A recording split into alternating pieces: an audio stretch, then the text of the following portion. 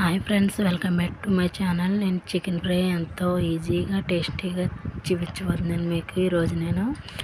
అందుకని ముందుగా చికెన్ని శుభ్రంగా కడుక్కొని దాన్ని చిన్న చిన్న పీసులుగా కోసుకుంటే బాగా మగ్గుతాయండి. దాంట్లో కొంచెం పసుపు, కొంచెం ఉప్పు, అల్లం వెల్లుల్లి జీలకర్ర ఆడిన పేస్ట్ వేసుకున్నాను.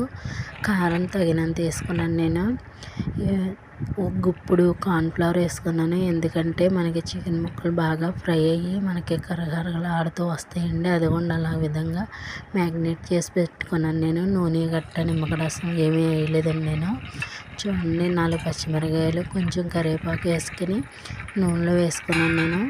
దాని తర్వాత పచ్చిమిరకాయలు పెద్ద బాగా ఫ్రై అవసరం లేదండి. ఇదిగోండి, ఈ విధంగా చికెన్ మ్యాగ్నేట్ చేసుకున్నది ఒక అరగంట మాత్రం మనం మ్యాగ్నేట్ చేసిన పక్కన పెట్టుకోవాలండి. దాని తర్వాత ఇలాగా ప్రాసెస్ అంతా చేయాలండి. ఎందుకంటే ఈజీగా అయిపోద్దండి.